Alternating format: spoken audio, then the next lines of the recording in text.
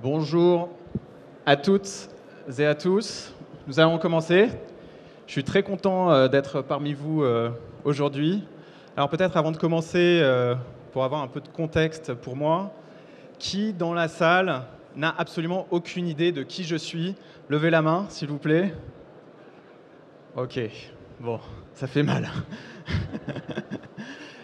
C'est là où je me rends compte en fait que les 300 personnes qu'il y a dans la salle ne sont pas venues pour moi, mais pour les 5 lettres en couleur qu'il y a sur ma carte de visite. Bon, on va faire une petite introduction du coup. Je m'appelle Mathieu Servetti, je suis responsable marketing pour les professionnels chez Google et je suis un amoureux du digital.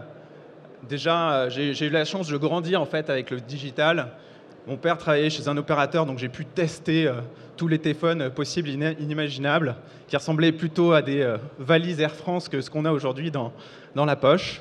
Donc j'ai naturellement après commencé en tant que consultant sur le secteur des télécoms et des médias. J'ai travaillé pour des opérateurs, des constructeurs, avant de monter mon unité de développement en consulting.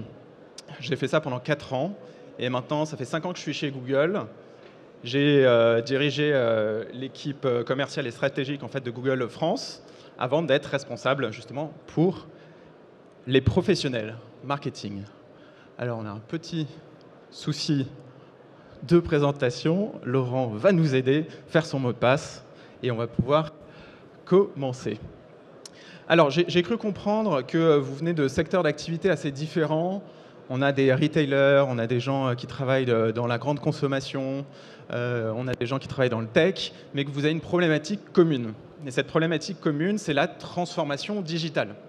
Alors ça tombe bien, puisque ça va être le sujet qu'on va aborder pendant 1 heure ensemble. Et plutôt que de sortir énormément de chiffres, moi, mon objectif aujourd'hui, pour l'heure qu'on va passer ensemble, c'est de vous inspirer. C'est un peu ambitieux, mais on va essayer de vous donner envie pendant 1 heure d'aller un peu plus loin sur le digital, sur ce que vous faites déjà, ou donner envie de faire de nouvelles choses. C'est pour ça qu'on a créé un hashtag inspiration digitale, si vous voulez suivre tout ce que l'on va faire aujourd'hui. Voilà, inspiration digitale. Alors pour cette inspiration digitale, on va avoir 3 grandes parties. Une première partie, ce sera une interview. On va parler de la transformation digitale au sens large du terme, à la fois interne aux entreprises, externe aux entreprises, et voir pourquoi c'est une opportunité pour les entreprises en France.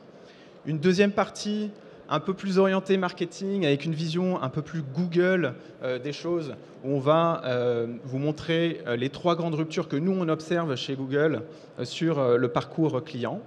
Et enfin, je terminerai avec une partie sur l'innovation, et j'espère vous intéresser en vous montrant quelques éléments qu'il y a chez Google. Sans plus tarder, j'invite Jérôme Collin, consultant en stratégie chez Roland Berger, venir sur scène. Ouais. Installe-toi, Jérôme. Merci beaucoup. Hop.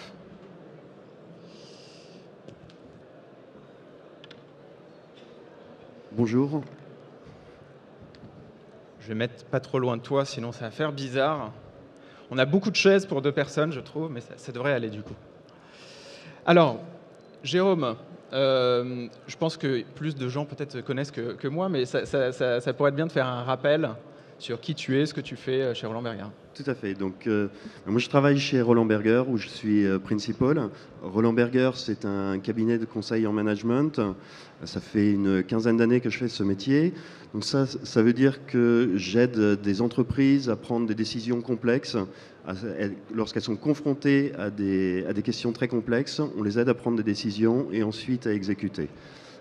Personnellement, moi, je travaille depuis une quinzaine d'années plutôt dans les médias, les télécoms et la technologie. Donc beaucoup de problématiques de stratégie, de marketing. Et depuis quelques années, je travaille également avec mes collègues chez Roland Berger pour aider nos clients à aborder la transformation numérique, qui est un problème auquel toutes les entreprises sont confrontées aujourd'hui. Alors, chez Roland Berger, vous avez publié récemment, c'était fin d'année dernière, si je ne me trompe pas. Fin septembre. Fin septembre 2014, une étude intitulée « L'aventure numérique, une chance pour la France ». Du coup, peut-être la première question, ce sera autour de la transformation numérique. En quoi consiste-t-elle selon toi ? Tout à fait. Alors, on a effectivement publié une étude qui qui a été écrite après avoir interviewé à peu près 500 entreprises pour bien comprendre quelle était la situation des entreprises dans le tissu industriel français, après avoir interviewé beaucoup de pure players et d'entreprises qui avaient également réussi leur transformation numérique. Et on avait fait ça avec le ministère, la secrétaire d'État au numérique. Et ça nous a amené à nous poser la question de ce qu'était exactement la transformation numérique. Le premier point, je pense, qui est très important, c'est que ce n'est pas uniquement de la technologie. C'est d'ailleurs loin d'être juste de la technologie. La technologie est un facilitateur. En réalité, nous avons observé trois grands leviers pour la transformation numérique. Le premier, ce sont les outils. C'est-à-dire qu'effectivement, il faut utiliser la technologie qui est à notre disposition, il faut avoir les devices, il faut avoir les équipements, les infrastructures pour pouvoir faire la transformation numérique. Mais ça, c'est vraiment juste le point de départ. Deuxième élément qui est assez différenciant, ce sont les hommes. C'est-à-dire que la transformation numérique n'est possible que en acculturant les employés, les salariés, en acculturant le management, en ayant une vision de ce que l'entreprise sera demain. Et ça veut dire que les salariés, l'ensemble des participants dans l'entreprise doivent prendre la transformation numérique pour eux. Ça veut dire qu'il faut développer cette vision et ça veut dire surtout que ça change tous les modes d'interaction. On est dans des modes beaucoup plus collaboratifs, des modes beaucoup plus responsabilisants et où tout le monde participe à l'innovation. Et en fait, le troisième élément qui est le plus différenciant et celui sur lequel la plupart des entreprises sont le plus en retard, ce sont les usages avancés. Typiquement, aujourd'hui, on parle beaucoup de l'économie des API, on parle beaucoup des plateformes avec les Uber, Airbnb, etc. L'entreprise qui réussit sa transformation numérique a dû également réinventer son business model, a dû s'approprier ces technologies-là pour aller sur des usages beaucoup plus avancés. Et enfin, peut-être un point un petit peu plus large sur la transformation numérique, j'ai beaucoup parlé d'interne là, mais elle est également très externe. C'est-à-dire que cette réinvention de la relation au travail, de la relation entre les hommes, des process, elle se fait en interne, mais elle se fait également beaucoup avec tous les partenaires de l'écosystème. Ça veut dire les fournisseurs, les clients. On se retrouve dans une situation où ces concepts fournisseurs-clients, par exemple, deviennent plus flous et où on a beaucoup plus de coopération entre tous les acteurs d'un écosystème. Merci Jérôme. Alors j'imagine que tu as dû voir pas mal, toi, d'entreprises. En tout cas, tu as peut-être un exemple ou une anecdote à nous partager justement sur cette transformation numérique ? Il y a une entreprise dont j'aime bien parler parce qu'elle n'a pas l'air du tout numérique, mais elle a réussi à s'approprier beaucoup des codes du numérique. C'est une petite entreprise dans le sud de la France qui s'appelle les biscuiteries Poult. Donc, comme tu vois, c'est pas très numérique. Ce sont des gens qui fabriquaient des biscuits pour des MDD en particulier. Et c'est une société qui avait pas mal de difficultés. Le PDG a décidé de numériser son entreprise, mais vraiment dans le sens culturel, dans le sens organisationnel du terme. Donc l'entreprise s'est arrêtée de fonctionner pendant quelques jours pour que tout le monde se retrouve et décide ensemble de comment avancer. Et ça a eu un certain nombre d'impacts. En particulier, il y a eu une horizontalisation de l'organisation, avec un petit peu moins de niveau hiérarchique. Les salariés ont également été beaucoup plus responsabilisés, c'est-à-dire avec un petit peu moins de management, mais des groupes qui ont la responsabilité de leur production, de leurs produits et également de leur innovation. Et c'est le point suivant, l'innovation. C'est-à-dire qu'aujourd'hui, chez Poult, tout le monde peut participer à l'innovation. Ils ont mis en place un système que tu connais bien, qui est le système du 20%. C'est-à-dire n'importe quel salarié qui a une idée intéressante d'innovation peut la proposer et si elle est jugée comme ayant du potentiel, il pourra bénéficier de 20% de son temps pour travailler sur cette innovation. Et dernier élément sur Poult, parce que à nouveau ça semble assez éloigné de leur activité d'origine, mais ils utilisent de plus en plus de technologies et s'intéressent en particulier à l'impression 3D pour innover dans la biscuiterie, ce qui est assez original. Et juste un petit mot sur l'impact de tout ça. C'est une société qui avait plutôt des difficultés, qui était sur des produits à faible valeur ajoutée. Et aujourd'hui, entre autres, ils sont devenus fournisseurs pour Michel et Augustin.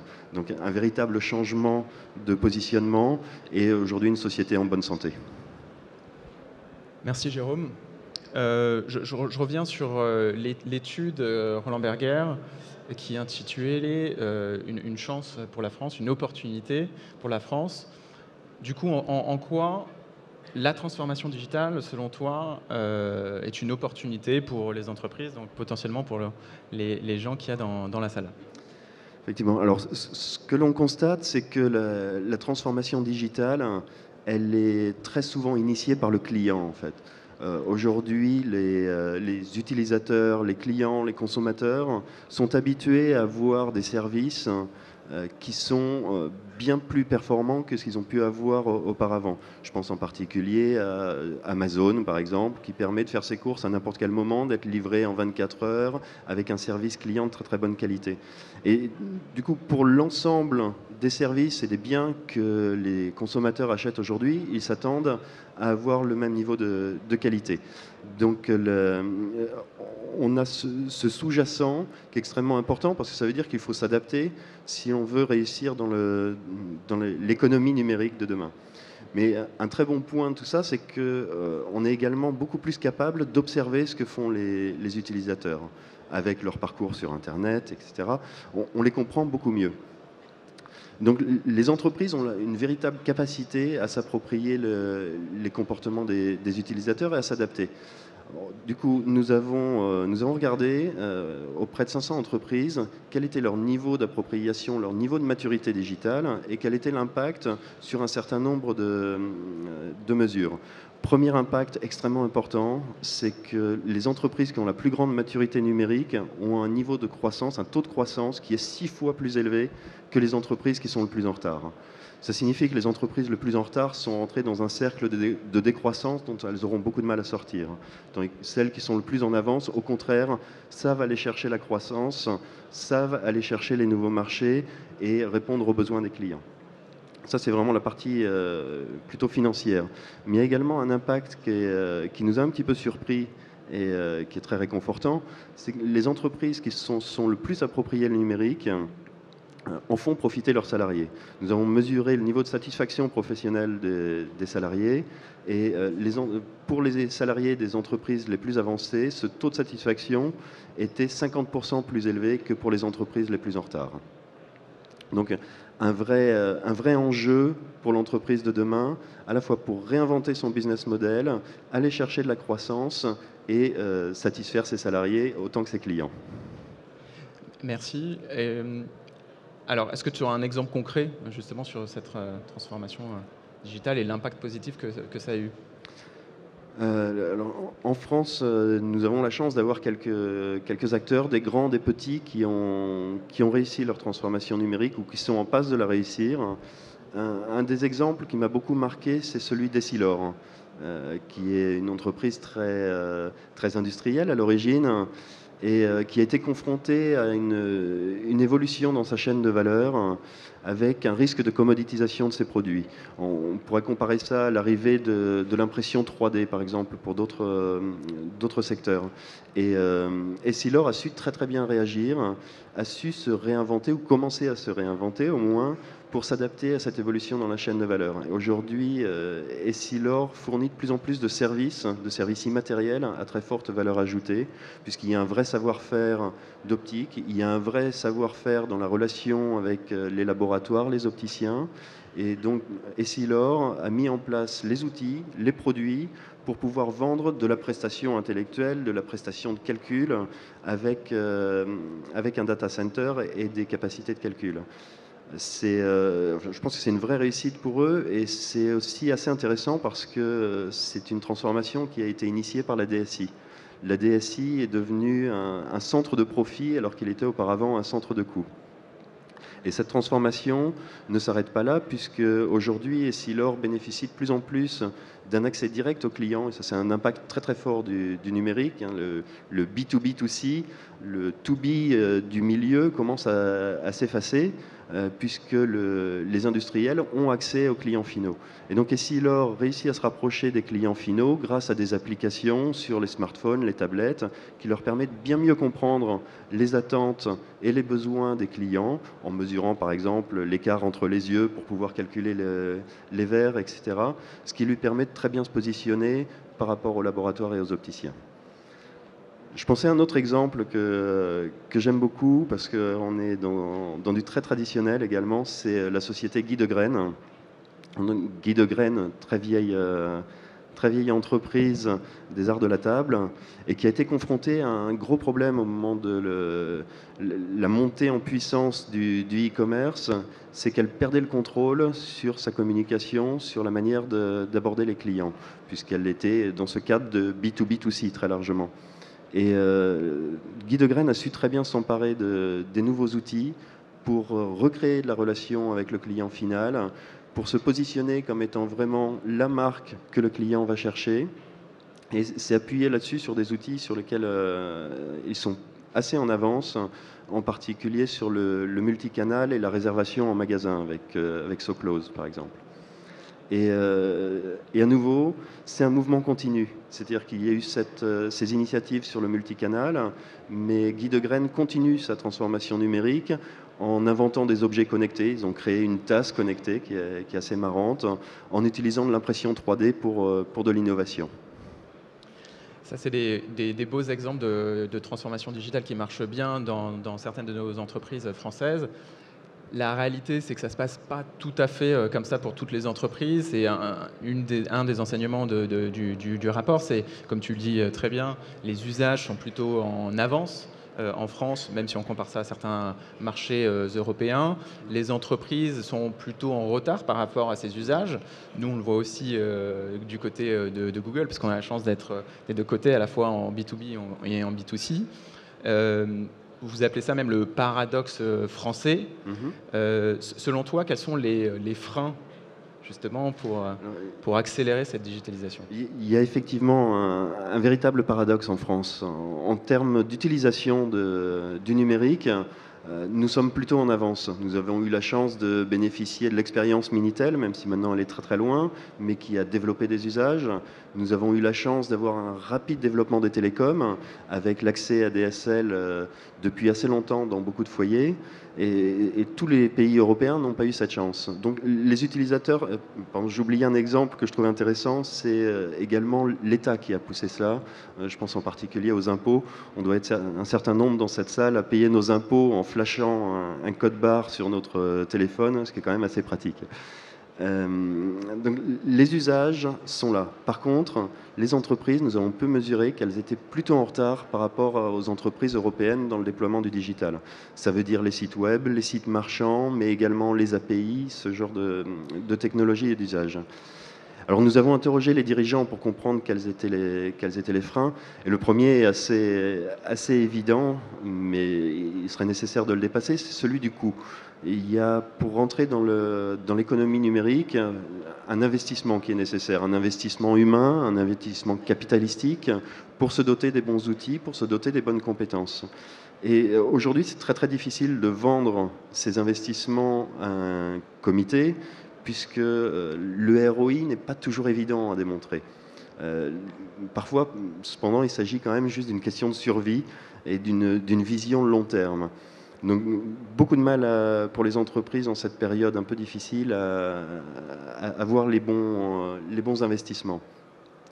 Le deuxième frein, c'est un frein culturel. En France, on ne change pas trop les choses si elles ne sont pas cassées. Et aujourd'hui, tout n'est pas cassé. Donc on repousse à demain les échéances. Dans la plupart des entreprises, le management a un petit peu de mal à accepter le passage au numérique.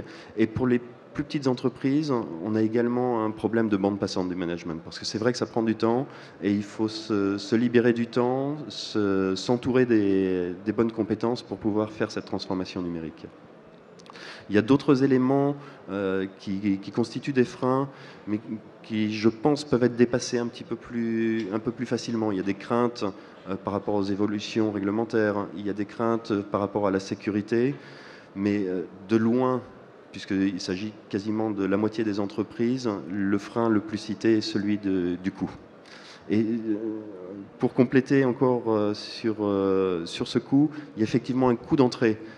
Par contre, une des propriétés du numérique, c'est qu'une fois qu'on est dans le jeu, le coût marginal des revenus supplémentaires est très très faible. Il y a une véritable logique de croissance dans le numérique. Toutes les entreprises numériques sont dans des logiques de très forte croissance et qui est rendue possible par cette, comme on dit chez Google, scalability, cette capacité à élargir l'offre, à toucher beaucoup plus de clients pour très peu de coûts supplémentaires. Alors, j'imagine, en une minute, tu ne vas pas pouvoir nous dire comment lever les freins pour cette transformation digitale, mais est-ce que tu as un ou deux éléments à partager avec l'audience? Avec plaisir. Une des conclusions à laquelle nous sommes arrivés, c'est que l'entreprise doit s'appuyer sur trois fonctions en particulier pour accélérer sa transformation numérique. La première, c'est le marketing, puisque le marketing est le plus proche du client, qui va générer les besoins, qui va définir les produits, les usages qui seront nécessaires. Donc le marketing, qui est généralement plus acculturé au numérique, doit être un aiguillon pour accélérer la transformation numérique.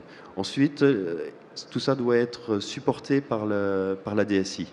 La DSI a aujourd'hui un véritable enjeu puisque son rôle change et elle doit devenir vraiment un outil, un facilitateur de la transformation numérique. Et enfin, la dernière fonction qui est très importante dans cette transformation, c'est la fonction ressources humaines, puisque la transformation doit s'appliquer à l'ensemble des salariés de l'entreprise, doit être accompagnée par, à nouveau, de l'acculturation, de la formation, du recrutement de nouvelles compétences, et ce sont les ressources humaines qui permettront cela. Merci Jérôme. Dernière question avant de te libérer. J'ai promis à l'audience qu'on allait parler d'inspiration digitale. Toi qui es dans le numérique depuis de nombreuses années, est-ce que tu peux nous dire, partager avec nous quelque chose qui t'inspire particulièrement ? Il y a quelque chose qui me fascine et qui, je trouve, doit être une source d'inspiration pour toutes les entreprises.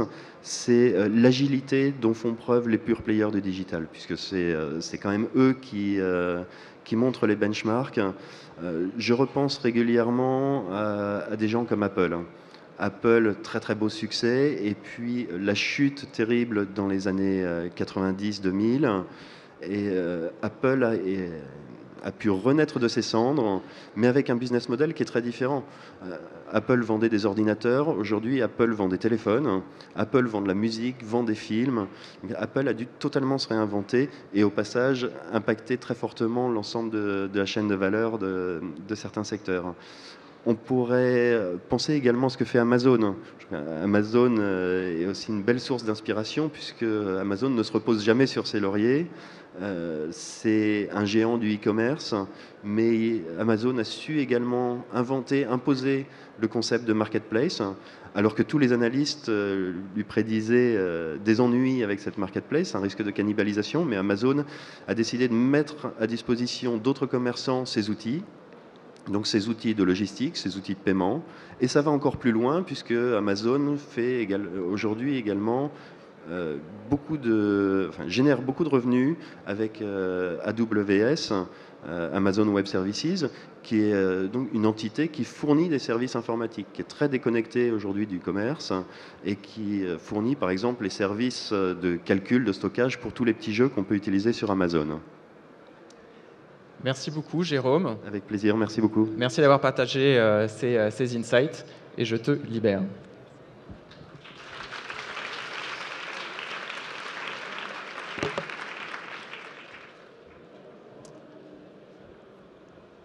Hop.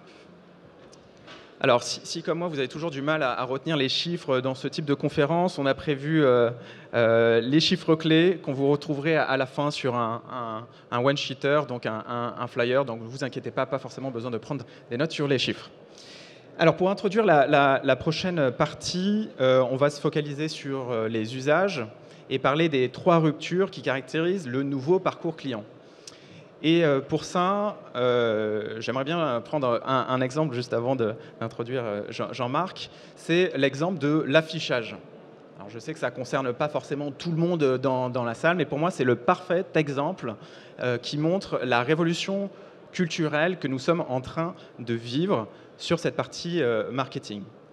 Faites-moi plaisir, la prochaine fois que vous prenez la voiture, peut-être tout à l'heure en sortant du salon ou dans les jours qui viennent, regardez le nombre de personnes qui sont sur leur téléphone à côté du conducteur. Tout le monde est sur son téléphone à côté du conducteur.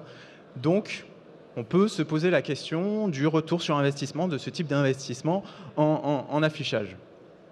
En fait, vous allez me faire très plaisir, la prochaine fois que vous allez prendre la voiture, vous allez regarder aussi les conducteurs eux-mêmes. Et vous allez voir, 3 conducteurs sur 5 sont aussi sur leur téléphone. Donc, concrètement, les gens ne regardent plus forcément l'affichage, ils ne regardent même plus la route. J'introduis donc Jean-Marc Bouin, qui va nous parler des 3 ruptures, analystes chez Google.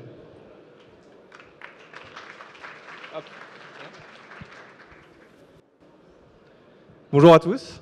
Alors en effet, moi je suis analyste chez Google et en fait je fais partie d'une petite équipe transverse qui s'appelle le Conversion Lab et qui a un objectif simple ou compliqué, ça dépend comment on le voit, c'est d'aider certains de nos grands comptes à attaquer certains de leurs grands enjeux de transformation digitale. Et en fait, ces grands enjeux de transformation digitale, c'est des grands enjeux du parcours client.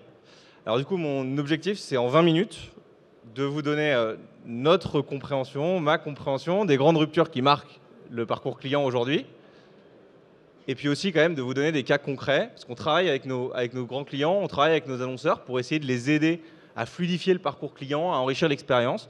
Donc vous donner 3 exemples d'entreprises avec lesquelles on travaille et qui essaient de transformer des zones qui sont des zones de rupture en des zones d'opportunité business. Alors, en termes de vision, aujourd'hui, c'est quoi les 3... Quand on regarde la complexification des parcours clients, en fait, nous, on distingue 3 ruptures. Et alors là, c'est bourré de jargon, mais je vais essayer de simplifier au maximum. Alors la première, c'est la rupture, ce qu'on appelle multisource, qui peut être appelée multilevier. En fait, ça, c'est la rupture qui consiste, qui est née de la densification des parcours d'achat online. C'est-à-dire, sur un même appareil, on se connecte à de plus en plus de sites, de plus en plus souvent, de plus en plus de sites de types différents. Ça peut être des plateformes de contenu vidéo, des sites, des blogs, des moteurs de recherche, par exemple. Donc, on se connecte à de plus en plus de sites. Et pour l'annonceur, pour l'entreprise, il est forcément de plus en plus compliqué de réconcilier la vision client et de se dire de suivre en fait ce client avant ou après l'arrivée sur le site. Donc ça, c'est un premier challenge pour vous, pour nos clients, pour à peu près toutes les entreprises digitales du marché. La deuxième grande rupture, c'est la rupture cross-device. Et ça, c'est parce que le mobile a pas mal changé la donne. Il a pas mal changé la donne parce qu'il a multiplié les points de contact, il a multiplié les contextes de connexion à Internet, de plus en plus en mobilité, de plus en plus fragmentés. Et il a aussi multiplié la complexité technique, site mobile versus application mobile. En termes de suivi des utilisateurs, de compréhension des usages, on apporte une nouvelle complexité dans les parcours clients. Et on va en parler un petit peu tout à l'heure. Et la troisième rupture, en fait, elle est assez ancienne, c'est la rupture entre web et magasin. Mais elle est de plus en plus essentielle parce que justement, on va voir que les parcours en magasin se sont pas mal modifiés au cours des dernières années. Et ils se sont pas mal modifiés parce que, avec un jeu d'entonnoir, les parcours en ligne se sont densifiés et se sont complexifiés. Donc sur chacune de ces 3 ruptures, on va passer un peu de temps pour regarder le contexte et puis pour donner un exemple concret de ce qu'on fait aujourd'hui, de l'intérêt de les attaquer, de l'intérêt de fluidifier le parcours client pour générer davantage d'activité. Alors, ces 3 ruptures concrètement, pour nous, elles posent 2 grandes questions. La première, c'est la question de la mesure. Et en fait, la question de la mesure, pour les entreprises, c'est est-ce qu'en fait, cette rupture, elle s'applique à mon business? Est-ce qu'elle s'applique à mes clients? Est-ce que mes clients sont mobiles? Est-ce que s'ils sont mobiles, en fait, quand est-ce qu'ils se connectent à leur mobile? Comment est-ce qu'ils l'utilisent dans le cadre du parcours qui pourrait les amener chez moi à un moment ou un autre? Est-ce qu'ils utilisent un site mobile? Est-ce qu'ils utilisent une app? Et si oui, de quelle façon? Donc c'est répondre à ce type de questions et proposer la bonne expérience qui découle des réponses. Et puis le deuxième grand enjeu, en fait, c'est un enjeu d'expérience. C'est le fait de dire, une fois que j'ai compris quelle était l'importance de cette rupture pour mon business, comment est-ce que je propose une expérience qui est la plus fluide et la plus enrichie possible pour générer davantage d'activité. Donc sur chacune de ces 3 ruptures, on va essayer de répondre à ces 2 questions. Si on avait la réponse définitive, on vous la donnerait simplement. Ce n'est pas le cas, mais en revanche, on peut vous dire la façon dont on avance sur ces sujets-là et en espérant que ça vous aide à avancer aussi dans le cœur de votre activité. Alors la première rupture, rupture multisource. Donc là, on parle d'un seul appareil et de la densification des parcours en ligne. Ce qu'on observe, et ce que vous avez certainement observé sur vos activités, c'est qu'en effet, on a de plus en plus de touches sur un seul appareil pour un seul consommateur. Quand on regarde aux États-Unis, par exemple, le nombre de recherches avant visite en magasin, on était à 5 en 2010, on passe à 12 en 2013. Donc on est vraiment sur une croissance exponentielle. Alors ça, en fait, aujourd'hui, ça apporte des grands défis pour chacune des entreprises, chacun des annonceurs. Le premier défi, c'est comprendre comment ces différentes touches en ligne correspondent à mes différents utilisateurs. Et puis, ça apporte un autre défi, qui est évidemment un défi média, qui est quand j'investis sur mes différents canaux d'acquisition en ligne, je dois investir combien et à quel moment. Alors ça, en fait, tout le monde le sait, globalement. On est à un paradoxe dans le marché, parce qu'aujourd'hui, les outils qui existent permettent de répondre assez bien à cette question. Google Analytics en est un, de modélisation des parcours d'achat et des parcours en ligne sur un seul appareil. En revanche, au niveau du marché, de la façon dont les parcours sont modélisés, on avait fait une étude en 2013 qui montrait que 79% des e-commerçants continuaient à modéliser les parcours en ligne avec un modèle qui valorisait le dernier clic. Donc, il ne rendait pas toute la finesse du parcours client. Alors, on espère que c'est moins aujourd'hui, mais on a toujours certainement une majorité des annonceurs qui n'ont pas le rendu aussi fin que possible de l'activité de leurs utilisateurs sur un seul appareil. Alors, pour vous donner un exemple de la façon dont on travaille sur ce sujet-là, j'ai pris l'exemple de Only Apartments. Only Apartments, en fait, c'est un acteur espagnol à la base, mais qui en fait n'est plus un acteur espagnol, c'est un acteur mondial. Ils sont présents dans plus de 100 pays. Et en fait, ils ont le problème qui est à peu près récapitulé par ce schéma. Leur problème étant donc, c'est compliqué. C'est compliqué de faire de l'acquisition en ligne parce qu'on a des tonnes de canaux. On a du social media, du retargeting, de l'email, du paid search en générique. On investit sur notre marque également. On fait de l'affiliation. On a des sites référents. Et leur grande question, c'est moi, j'ai un budget. Je le mets où ? Comment je le répartis pour être le plus efficace possible ? Alors, ce qu'ils observent, c'est qu'en effet, les différents canaux interviennent à différents moments du parcours client. Là, ce qu'ils observent, c'est que le direct et l'affiliation, c'est ce qui intervient plutôt à la fin du parcours client en ligne, et que tout ce qui est avant, c'est un peu moins à la fin. Donc, si on modélise les parcours clients en accordant du poids au dernier clic, on a tendance à dire on coupe tout. Alors, comme ils savaient qu'il ne fallait pas tout couper, ils se sont demandé s'il fallait revaloriser à la baisse ou à la hausse certains des canaux. Et alors ça, comment est-ce qu'on fait aujourd'hui ? En tout cas, on peut le faire en utilisant par exemple Google Analytics, certains modèles d'attribution personnalisés. Là, en l'occurrence, on a travaillé avec Only Apartments pour essayer de concevoir un modèle qui corresponde à leur stratégie. En l'occurrence, eux, ils sont hyper axés acquisition de nouveaux clients. Donc, ce qui les intéresse, c'est de revaloriser les sources qui sont au début du parcours d'achat. Celles qui amènent initialement les nouveaux clients sur leur site. Donc, on a utilisé un modèle qui s'appelle progressif inversé, qui valorise toutes les sources, mais qui valorise un peu plus celles qui sont au début du parcours d'achat. Et on a ajouté quelques règles faites maison pour dire si la personne qui arrive sur le site, en fait, c'est une nouvelle personne, on ne l'a jamais vue auparavant, on accorde un crédit supplémentaire à la source média qui a permis d'amener cette personne sur le site. Le résultat d'un modèle de ce type-là, c'est quoi ? Qu'est-ce que ça peut être ? En fait, c'est une revalorisation à la hausse ou à la baisse de certains canaux d'acquisition. Là, en l'occurrence, pour Only Apartments, c'est une revalorisation à la baisse du retargeting et de l'affiliation.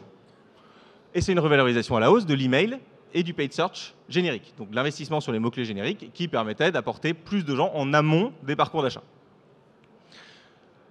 Alors, c'est quoi l'impact aujourd'hui pour une entreprise comme Only Apartments ? En fait, l'impact, c'est un meilleur pilotage du média. Ce n'est pas un changement de l'expérience, pas du tout, mais c'est un meilleur pilotage du média. C'est-à-dire qu'avec un budget donné, leur revalorisation leur permet d'améliorer leur activité. En l'occurrence, ils ont eu une hausse des réservations de plus 15%. Ils ont même diminué leur budget média au global, hein, de moins 10%. Mais c'est juste que le média est un peu mieux alloué. En l'occurrence, ils ont mis un peu plus d'argent sur le paid search, un peu moins sur le retargeting et sur l'affiliation. Ils ont un mix média qui correspond davantage à leurs objectifs marketing et stratégiques. Donc ça, vous voyez l'ampleur, c'est un acteur assez mature, hein, Only Apartments.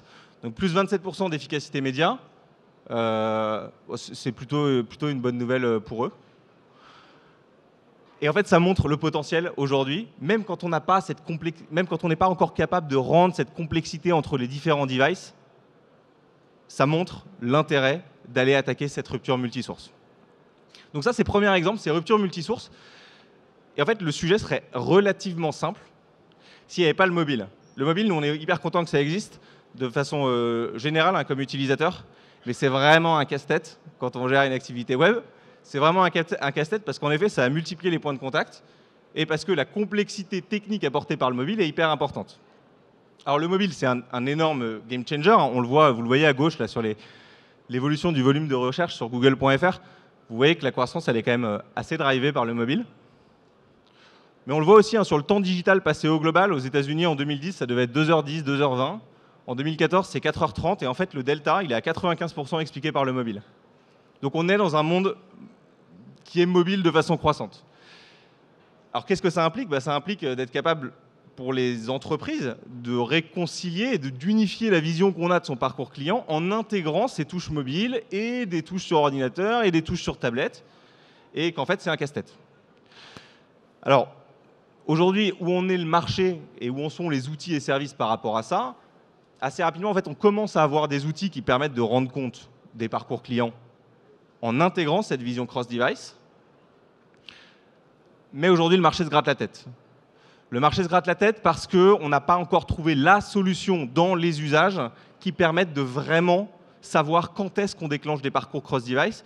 Et puis concrètement, en fait, ça veut dire quoi un parcours cross-device ? Qu'est-ce que je mets sur mon site qui dit « ça, c'est cross-device » ? Et c'est ça les réponses que pas mal d'acteurs cherchent. Vous le voyez en tant qu'utilisateur mobile, hein, combien de fois vous arrivez sur un site non optimisé mobile ? Le formulaire du salon e-marketing n'étant pas d'ailleurs parfait à cet égard. Combien de fois vous arrivez sur des impasses de navigation ? C'est un vrai sujet aujourd'hui en tant qu'utilisateur, mais du coup également en tant qu'annonceur. Alors, on n'a pas la réponse, mais on a des pistes.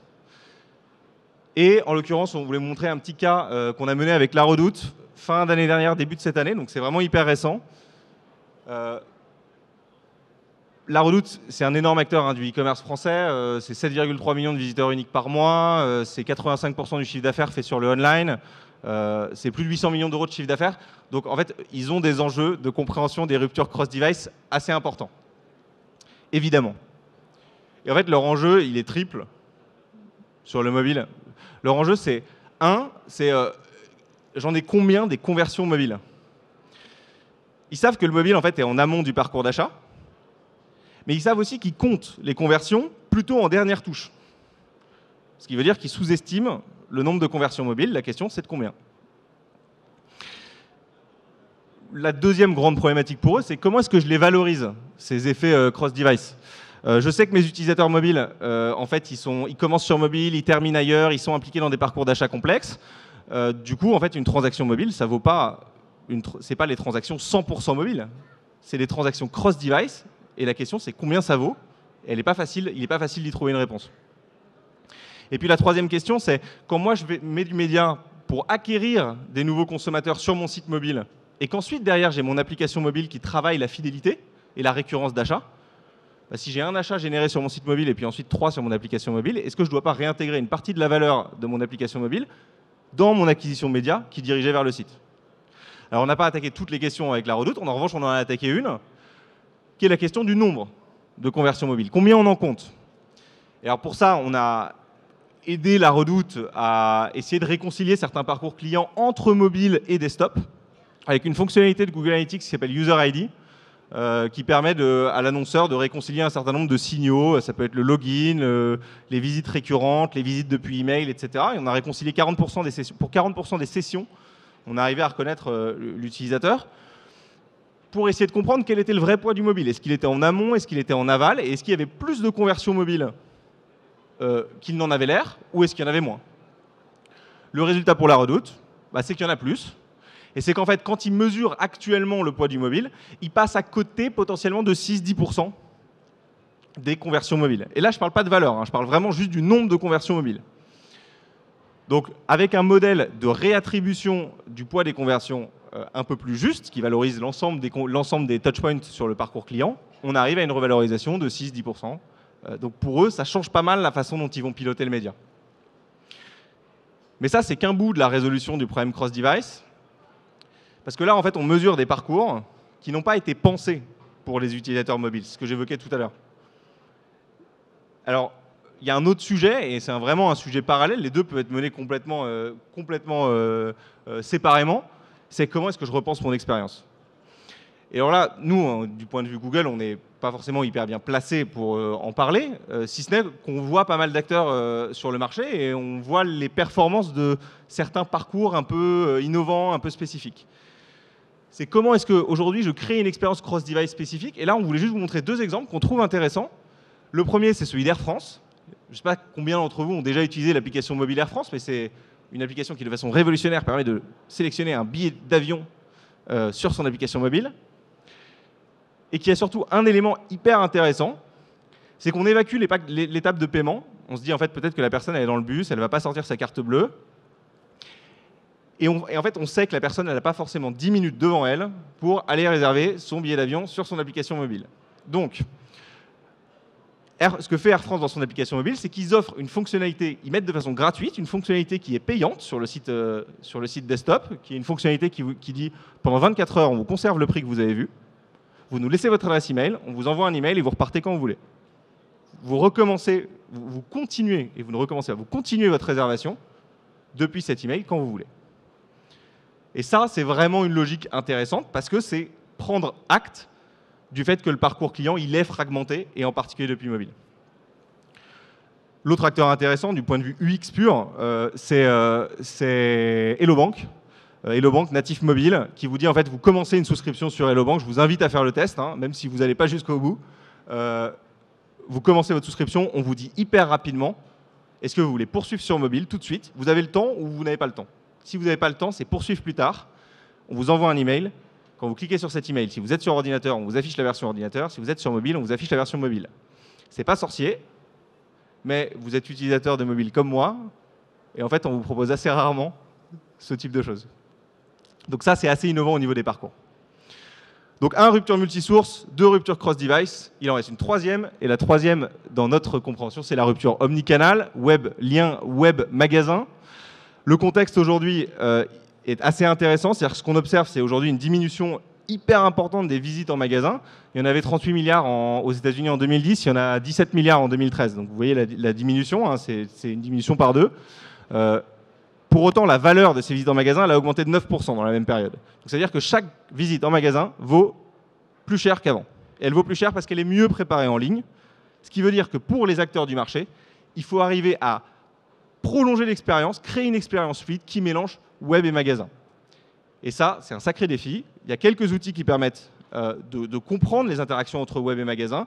On va vous montrer un exemple avec Galeries Lafayette qui a ces enjeux-là de façon hyper importante.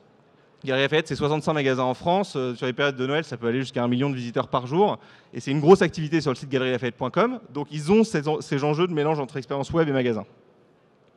Et alors, en fait, leur gros souci sur les Galeries Lafayette, c'est de dire mais comment je calcule mon ROI digital? C'est toujours l'énorme question. Et en fait, le ROI digital, ça pourrait ressembler à ça pour les Galeries Lafayette. C'est le CA online, le CA que je fais sur galerielafayette.com, plus le CA en magasin qui est influencé par mes investissements online, divisé par ce que je dépense en ligne.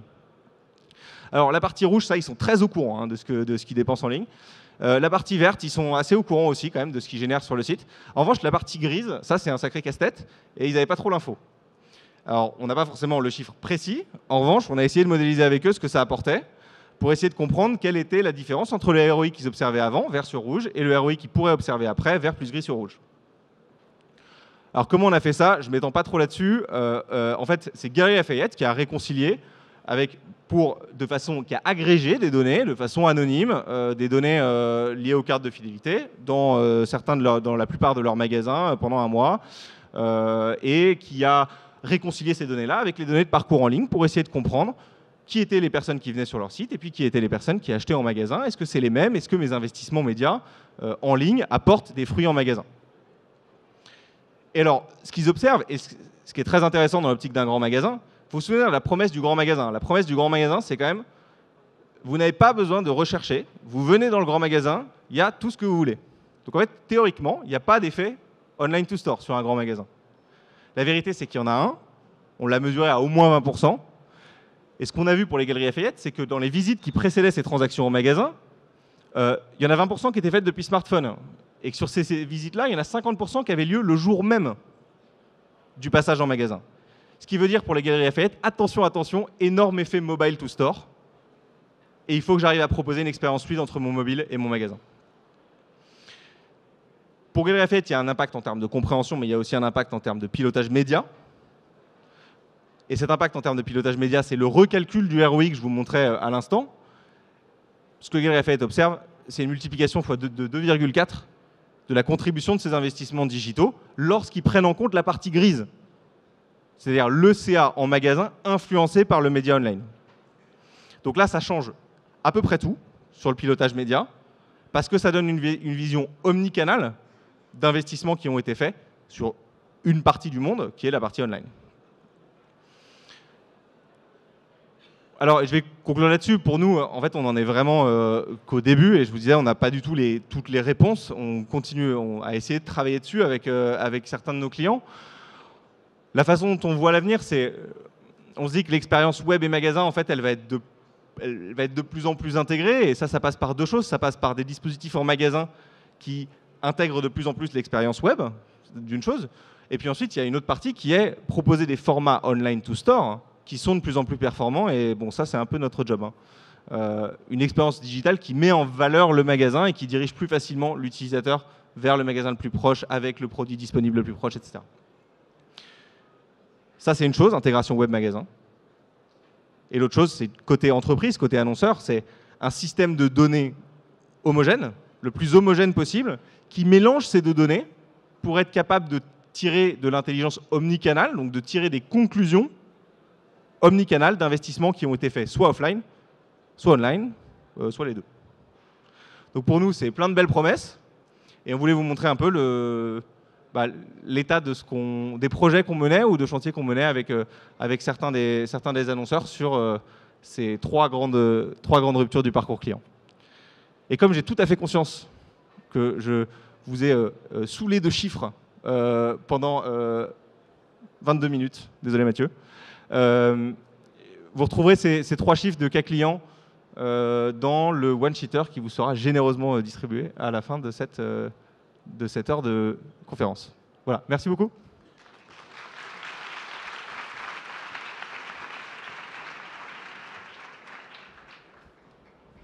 Merci Jean-Marc. Alors, on attaque la dernière partie de la présentation sur l'innovation. J'ai 10 minutes, le prompteur me dit. Donc 10 minutes parler de l'innovation chez Google, alors que ça fait 15 ans qu'on en fait, c'est pas forcément évident. Donc je suis allé voir ce que nous disaient nos grands chefs chez Google. Je suis allé voir ce que nous disait Jonathan, qui est vice-président produit chez Google, et il a 17 grands principes. Alors, 17 principes, si je passe 2 minutes par principe, non, ça ne va pas rentrer. Donc je suis allé voir ce que nous raconte Suzanne, qui est VP de YouTube. Et là, 8 principes, je me suis dit, bon, on tient quelque chose, on a un petit peu plus de temps, mais finalement, c'est pas forcément Suzanne, c'est pas forcément Jonathan qui ont créé l'innovation chez Google, puisque l'innovation chez Google, en fait, elle fait partie de notre quotidien. Et ce que je vais vous présenter, c'est comment ça se passe, en fait, chez Google. Donc vous allez un peu rentrer chez Google. Donc quand on arrive chez Google, concrètement, on vous donne une casquette qui ressemble à ça, sur laquelle il est marqué Noogler, ça veut dire que vous êtes un nouveau Googler. Vous allez un petit peu ridicule avec les listes, mais bon, ça a l'avantage, vous posez toutes les questions possibles, inimaginables. Et on vous donne un deuxième élément, Je l'enlève, hein, vous m'excuserez, je suis plus Noogler. On vous donne un deuxième élément, c'est ce que vous voyez à l'écran, c'est les grands principes de Google, comment on doit travailler en fait chez Google. Et donc on vous dit, soyez collaboratif, think big, donc imaginez des choses complètement révolutionnaires. On vous dit, passez du temps, dédiez du temps sur l'innovation. Donc il y en a un paquet, moi j'en ai sélectionné 3 qui à mon avis sont fondamentaux. Et je vais vous donner des exemples à la fois en interne et puis aussi en externe de comment on pourrait l'appliquer.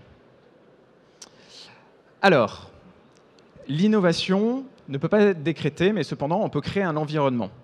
Ça, c'est l'un des 3 piliers, puisque les 3 piliers dont je parlais, c'était 1, focalisez-vous sur l'utilisateur. Donc, réfléchissez quand vous êtes dans vos entreprises, quand vous pensez des nouveaux projets, est-ce que les projets sont toujours orientés sur vos utilisateurs ou parfois sont peut-être un peu trop orientés sur l'interne. La deuxième, c'est la liberté. Donc, c'est créer un environnement de liberté sur lequel on va permettre à tous les employés, pas forcément le directeur de l'innovation, mais tous les employés, de pouvoir innover au quotidien, chaque semaine, etc. Et le dernier élément, c'est ce qu'on appelle le 10X. Donc chez Google, ça ne nous intéresse pas si c'est pour faire juste 2 fois mieux ou 3 fois mieux. Il faut des choses révolutionnaires, donc il faut que ce soit 10 fois mieux, sinon on n'y va pas. On va détailler quelques éléments. Donc centré sur l'utilisateur. Ce qu'on imaginait inimaginable, justement, il y a une dizaine d'années, là, je prends l'exemple du paiement, c'est complètement possible aujourd'hui parce que, justement, les ingénieurs se sont focalisés à un moment donné sur l'utilisateur, les usages. On parlait du mobile tout à l'heure et ont développé des services et des usages autour de ça. Alors ça, ce n'est pas forcément Google qui l'a développé, mais qu'est-ce que ça veut dire pour nous, chez Google, se focaliser sur l'utilisateur? Eh bien, quand on se focalise sur le moteur de recherche, donc sur google.fr ou .com, peu importe, les ingénieurs ne se disent pas je vais indexer 10 000 sites de plus ou je vais faire en sorte d'avoir 100 000 mots-clés de plus indexés sur mon site. Non, ils ne se posent pas ce type de questions. Là, je vous ai mis quelques exemples des questions que les ingénieurs se posent. Donc concrètement, c'est mes utilisateurs ne peuvent pas épeler ce qu'ils sont en train de faire, ne peuvent pas écrire potentiellement ce qu'ils sont en train de faire, voire même ils n'ont pas forcément accès à Internet. Ce n'est pas la faute de l'utilisateur, c'est notre faute, c'est notre responsabilité, Google, c'est à nous de donner quand même l'accès justement à l'information. Donc ça, c'est le type de problématique. Et ce qu'il en sort, c'est des choses qui sont plus ou moins révolutionnaires, mais en tout cas qui innovent et qui sont orientées sur l'utilisateur. Un exemple, c'est OK Google, est-ce que certains d'entre vous ont déjà testé ça? Peut-être levez la main ceux qui ont déjà testé ça. Ah, plus de la moitié de l'audience. Donc vous savez, on peut directement demander à son téléphone et parler à son téléphone pour avoir de l'information. On peut le faire aussi depuis un ordinateur. Ça, c'est juste pour la réponse à la question.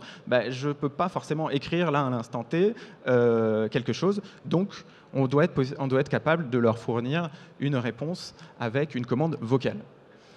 Un deuxième projet un peu plus fou, c'est si jamais je n'ai pas accès à Internet. Alors là, comment je vais faire si je n'ai pas accès à Internet pour donner les résultats de recherche? C'est le projet Loon. Le projet Loon, qu'est-ce que c'est? C'est un ballon qu'on envoie dans la stratosphère et qui se balade au-dessus des zones blanches. Donc les zones blanches, c'est les zones sur lesquelles il n'y a pas forcément Internet et il n'y a pas forcément de Wi-Fi. Et on envoie du Wi-Fi sur ces zones blanches pour justement donner accès aux populations qui n'ont pas forcément Internet.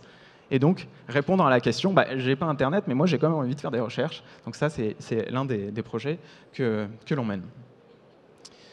Donc, focalisez-vous sur l'utilisateur. C'est le premier enseignement. Le deuxième enseignement, la liberté, avec cette belle colombe. Donc, la liberté, c'est est-ce que je crée un environnement au sein de mon entreprise qui est assez libre, sur lequel je donne assez de liberté pour pouvoir innover. Et encore une fois, j'insiste, c'est tous les gens de l'entreprise. C'est un état d'esprit chez Google. Et Jérôme en parlait tout à l'heure, le 20%, c'est une réalité en fait chez Google. Toutes les personnes sont incentivées, sont mesurées sur 80% qui sont des actions sur leur core job, donc leur job sur lequel ils ont été recrutés, et 20% qui sont mesurés sur des innovations. Et ça peut être des innovations reliées au travail, ça peut être des innovations qui n'ont absolument pas rien à voir avec le travail. Pour vous donner un exemple, moi sur mon projet 20%, j'aide les entrepreneurs à se développer. C'est un programme qui s'appelle Google for Entrepreneurs. On fait un partenariat avec Nouma pour ça. Et donc, je m'assois de temps en temps avec des entrepreneurs et on regarde leur business model, on regarde leur business plan, on regarde comment ils peuvent se développer sur le digital. Donc, pas forcément en rapport avec mon activité première. Quelques projets qui sont sortis de ça que vous allez peut-être connaître. Ça, c'est une représentation, c'est vrai, hein, c'est une vraie photo qu'on a prise à Mountain View. C'est pour dire, le vendredi, à 4h, tous les ingénieurs, on se retrouve autour d'une bière et on commence à travailler sur des projets. Donc, qui travaille sur le projet, quel est le nom du projet, et on réfléchit, on brainstorm. Donc, c'est créer cet environnement en fait, de travail autour de l'innovation. Et donc, des projets qui en sont sortis, c'est Google Now, que vous utilisez peut-être, et qui concrètement pousse de l'information avant même que vous la demandiez. Donc moi, ce soir, je pars à Londres pour un meeting que j'ai demain chez Google. Donc mon téléphone, mon Android va me pousser en fait l'information pour me dire « Attention, n'oublie pas Mathieu, à 18h, tu as ton avion. Et attention, il y a des bouchons aujourd'hui, donc si j'étais toi, je partirais une demi-heure plus tôt que prévu. » Et là, bon, c'est une conversion dollar-euro, mais on pourrait très bien imaginer ça avec les pounds, voire même, on pourrait me dire, bon, aujourd'hui il fait beau à Paris, mais à Londres, c'est pas tout à fait ça, donc si j'étais toi, je prendrais un parapluie. Donc, c'est l'un des projets qui est sorti par les ingénieurs et qui était à la base, pas forcément dans le cœur de cible. Un autre élément, c'est Cardboard. Alors, peut-être que vous en avez entendu parler. Il y a Facebook qui a racheté Oculus l'année dernière pour 2 milliards. Et donc, ça a donné une idée à un ingénieur français. Donc, on est assez fiers de le présenter, cet exemple, puisque c'est un ingénieur du bureau de Paris à côté, qui s'est dit, en fait, moi, je vais potentiellement pouvoir faire la même chose. Vous allez juste me donner un morceau de carton. Donc, Cardboard, c'est ça. Hein. C'est un morceau de carton sur lequel vous mettez votre téléphone et vous pouvez avoir une expérience, en fait, interactive. Je vais mettre une vidéo de 30 secondes pour vous montrer à quoi ça ressemble.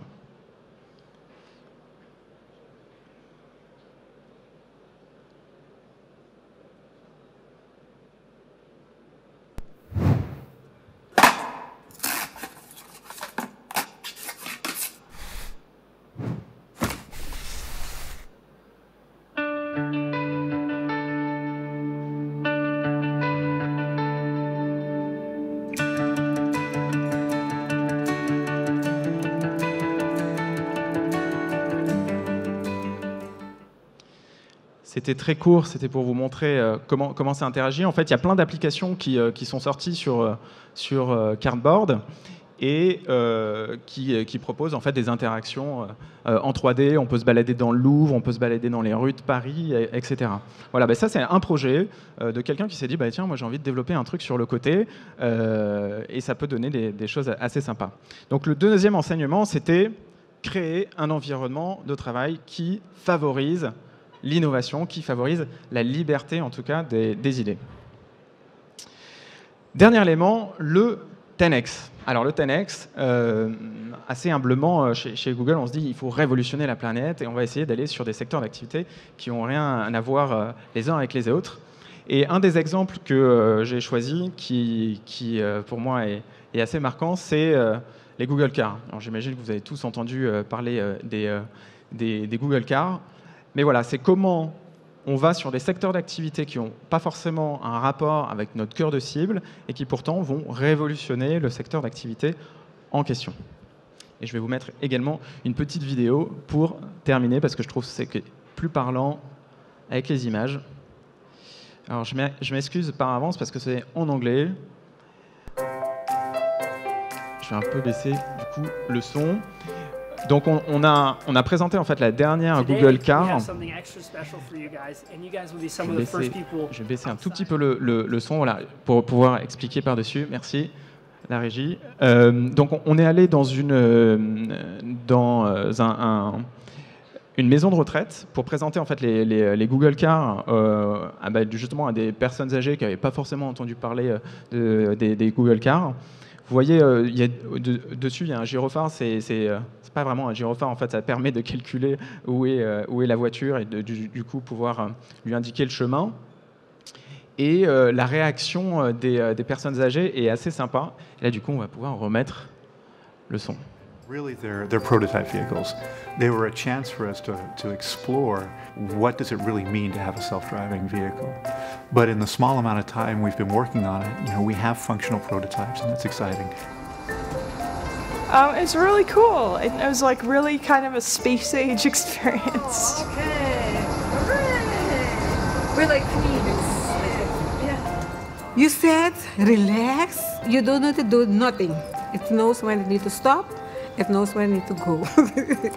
It actually rides better than my own car. Yes, sure. What she really liked was that it slowed down before it went around a curve and then accelerated in the curve. She's always trying to get me to do it that way.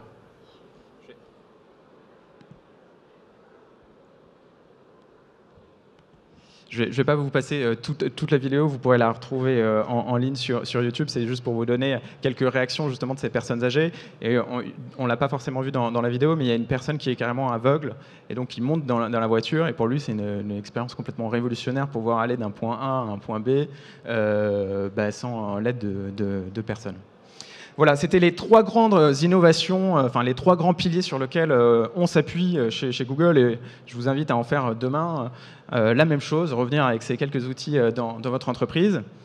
Alors je sais ce que vous allez me dire, Mathieu, puisqu'on se connaît maintenant, Mathieu, c'est bien joli tout ça, mais bon, là c'est de l'innovation, c'est quand même un peu poussé. Moi, mes utilisateurs, ils ne payent pas forcément avec le téléphone mobile. Moi, mes utilisateurs, ils ne s'amusent pas forcément à Google Car.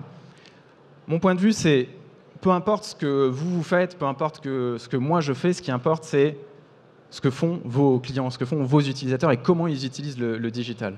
Et encore une fois, il faut recentrer la problématique sur les utilisateurs et c'est à partir de là que vous pouvez avancer. Merci beaucoup d'avoir été présent.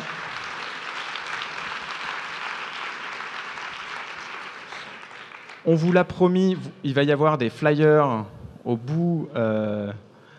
Il y a Jennifer qui est là-bas, au bout de la salle. Merci beaucoup d'avoir participé et je vous souhaite une très agréable après-midi.